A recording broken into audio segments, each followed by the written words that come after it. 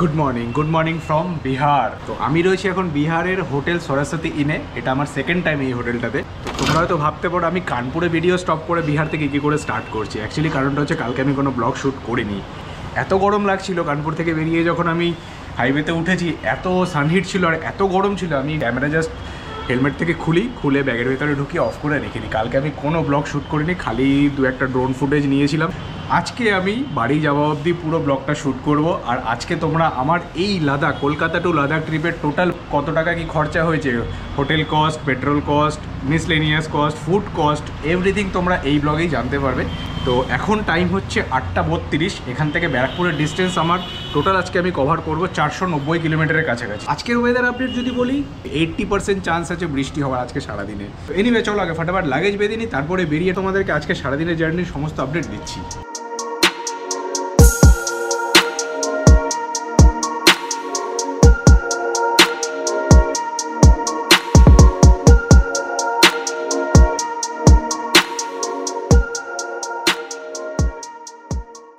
ठीक है भैया, आते हैं फिर मिलेंगे।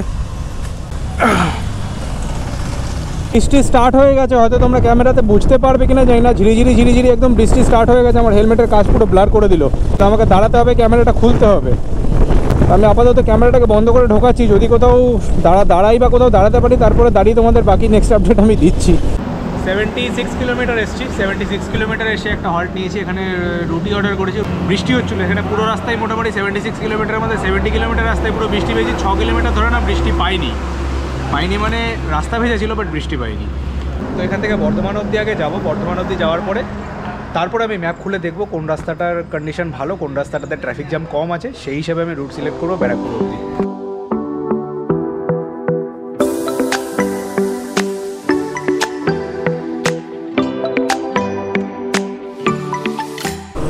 তো ব্রেকফাস্ট ডান, আর একটা পেন কিলার খেলাম আমি। কালকে কোনো পেন কিলার আমি খাইনি, তো কালকে একটু প্রবলেম হচ্ছিলো রাস্তার এই কন্ডিশনের জন্য, প্রচণ্ড পায়ে পেন হচ্ছিলো। তো ওই জন্য আজকে আর লেট করিনি, জাস্ট ব্রেকফাস্টটা সেরে নিয়ে পেন কিলার আমি নিয়ে নিয়েছি। তো হোপফুলি ব্যথা বেদনা থেকে আমার আজকে রেহাই থাকবে। তো এখান থেকে আমি কিলোমিটার চেক করলাম, 408 কিলোমিটার। তো আজকের জার্নিটা স্পেশাল কেন, আজকে এমন কি স্পেশাল আছে জার্নিতে? কারণ আবার বৃষ্টি নেমে গেল। আজকে স্পেশাল কারণ আমি আজকে বাড়ি পৌঁছাচ্ছি, নিজের বিছানায়, নিজের ঘরে, নিজের রুমে আজকে রাত্রে আমি ঘুমাবো। তো একটা এক্সাইটমেন্ট ওই জন্য যে বাড়ি ফিরছি, নিজের শহরে ফিরছি এতদিন পরে, প্রায় 20 দিন পরে। স্বাভাবিক ব্যাপার, মানে তোমরাও যদি এরকম সোলো ট্রিপ করো বা গ্রুপে করো, যাই করো, যখন তোমরা বাড়ি ফিরে না দেখবে যত বাড়ির কাছে যেতে থাকবে তত এক্সাইটমেন্ট বাড়বে, তত একটা আলাদা মজার ব্যাপার চলে আসবে। তো আমি ম্যাপে চেক করলাম, 7:55 দেখাচ্ছে, মানে 8টা নাগাদ আমাকে ব্যারাকপুর ঢোকা রিচিং টাইম দেখাচ্ছে। এটা বেড়ে হয়তো 8:30 হতে পারে, কারণ বৃষ্টির কারণে। প্রথম কথা বৃষ্টি, আর দ্বিতীয় কথা রাস্তা রোড কন্ডিশন খুব একটা ভালো না এখন।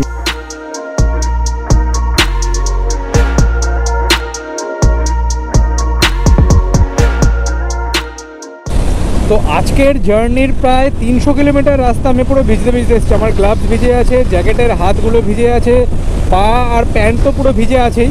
আমি এই যে ক্যামেরা অন করলাম প্রায় 300 কিলোমিটার, সেই দুপুরে যে ক্যামেরা অফ করেছিলাম, দুপুরে কোথাও সকালে বলতে পারো, ব্রেকফাস্ট করার পরে যে লাস্টে ক্যামেরা অফ করে আমি ব্যাগে ঢুকিয়েছিলাম, আমি আর ক্যামেরা বার করিনি। এই জাস্ট ক্যামেরা ব্যাগ থেকে বার করলাম। এখন টাইম হচ্ছে প্রায় 6টা।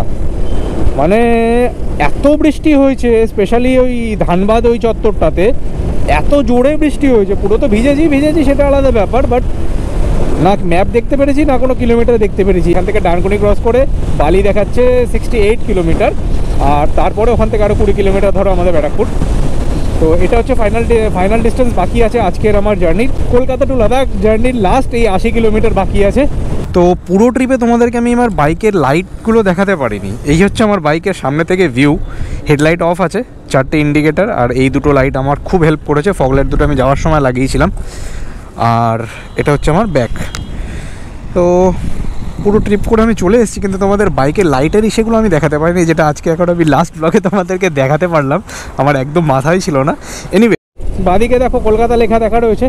এটা হচ্ছে সেই জাংশনটা যেখানে NH16 আর NH19 দুটো এসে এক জায়গাতে বালি ঢোকার আগে সার্কেল নিয়ে, যেটা কলকাতার দিকে ঢোকে ভায়া বালি ব্রিজ। তো এখানে পুরো সবকটা ম্যাপ পুরো দেখা যাচ্ছে এখানে পরিষ্কার। সোজা গিয়ে আমি বাদিকে টার্নটা নেব, রাস্তা কলকাতা চেন্নাই হাইওয়ে, আর এটা যেটাতে আমি এখন রয়েছি কলকাতা দিল্লি হাইওয়ে। তো দুটো হাইওয়ে এই ঠিক এইখানটাতে এসেই জাংশনে মিট করে তারপরে বালির ব্রিজে কানেক্ট করে রাস্তাটা। এটা এখন অবধি AH1ই দেখাচ্ছিল, কিন্তু এখন এটা সাডেনলি 19ই দেখাচ্ছে। তো হয়তো মানে এশিয়ান হাইওয়ে 1টা এখানেই শেষ হয়ে যাচ্ছে। NH-90 এখান থেকে কিছুটা কন্টিনিউ হওয়ার পরে কলকাতা অবধি গিয়ে ঢুকেছে, যতদূর ম্যাপে দেখে আমি বুঝতে পারছি। আর সাথে এই জায়গাটা খুব কনজেস্টেড জায়গা, খুব আস্তে আস্তে যেতে হবে, কিন্তু আমি যাচ্ছি খুব জোরে জোরে, আর রাস্তা খুবই বাজে এই জায়গাটা। ওকে, এবার ডান দিকে যে রাস্তাটা সোজা গেছে জানি না এটা কোন দিকে চলে গেছে। আমি ফার্স্ট টাইম NH-19 থেকে এই রুটে কানেক্ট করলাম, এই ফার্স্ট টাইম। NH-16 তো কতবার এসেছি নিজেও ভুলে গেছি, NH-16 হয়ে এতবার এসেছি কোনার বাইরে, ওটা আমি জানি। ওই সাইকেলটা একদম পুরো মুখস্থ, আমি কেন আমার মতো হাজারো রাইডারের মুখস্থ, কিন্তু NH-19 আমার জন্য ফার্স্ট টাইম ছিল এক্সপিরিয়েন্স, যেটা আমি NH-19 দিয়ে বালি কানেক্ট করলাম। তো এখানেই আমার ম্যাপের রীতি, আমি এখান থেকে আর আমার ম্যাপের প্রয়োজন নেই, আরামসে আমি এখান থেকে ব্যারাকপুর যেতে পারবো। এখান থেকে ব্যারাকপুর 18 to 20 কিলোমিটার মতন হবে, সামনেই দক্ষিণেশ্বর টেম্পল আছে। তো আমি বালি ব্রিজ ক্রস করছি অ্যাজ ইউজুয়াল। সামনে মোটামুটি 1 কিলোমিটার রাস্তা পুরো লাল হয়ে আছে, মানে পুরো ট্রাফিক ওখানে স্টাক হয়ে আছে দক্ষিণেশ্বর মোড়টা। আধা ঘন্টা লাগবে, কমসে কম আধা ঘন্টা লাগবে। 5 মিনিটের জন্য একটা জাস্ট জ্যামে দাঁড়িয়েছিলাম, দেন ইটস ক্লিয়ার। ব্যাস, আর কোনো এখান থেকে কোনো এক্সট্রিম জ্যামে ফাঁসার কোনো ব্যাপার নেই হোপফুলি।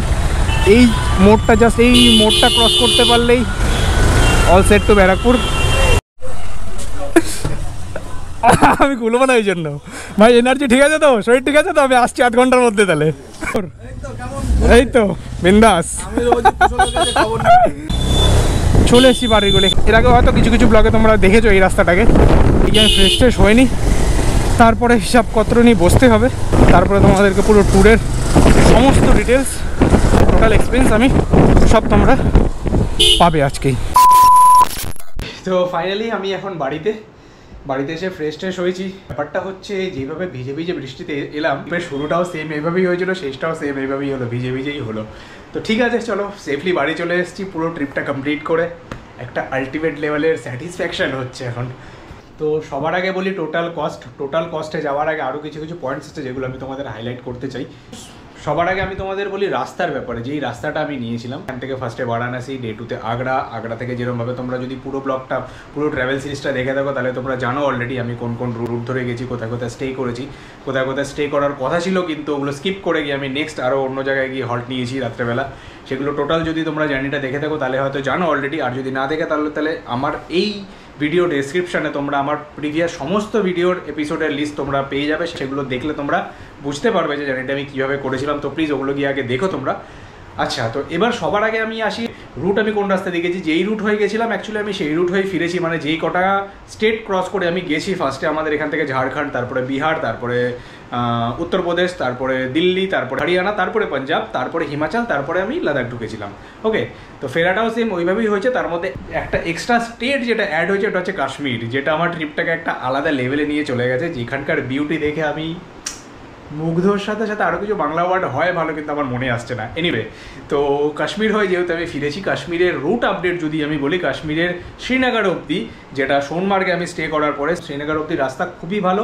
শ্রীনগর পর থেকে যে উধমপুরের যে 250 কিলোমিটারের স্ট্রেচটা আছে, ওই স্ট্রেচটা কিন্তু খুব বাজে অবস্থা। টানেলস আছে প্রচুর, তার সত্ত্বেও তোমার রোডসের কন্ডিশন কিন্তু খুব একটা ভালো না, রাস্তার কন্ডিশন খুব একটা ভালো না, তোমাদের প্রবলেম ফেস করতে হতে পারে রোড কন্ডিশনের জন্য। এবার আসি আমার টোটাল কস্টটা আমি তোমাদের একদম শর্টে সবার আগে দেখিয়ে দিই। তো এটা আমি প্লেস অ্যান্ড কিলোমিটার। আচ্ছা, হ্যান্ড রাইটিংটা সবার আগে বলে দিই। হ্যান্ড রাইটিংটা আমাকে আমি আগেই সরি চেয়ে নিচ্ছি। হ্যান্ড রাইটিং প্রচুর ভুলভাল আছে, কারণ পেনটা প্রচুর প্রবলেম করছিলো, ঘষে আমাকে লিখতে হয়েছে।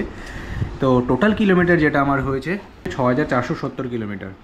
ওকে, তারপরে ফুড কস্ট যেটা আমার টোটালে এসছে, আমি একদম শর্টে তোমাদের ডাইরেক্ট আমি হিসেবে বলে দিচ্ছি, 4408 টাকার আমার ফুড কস্ট এসছে।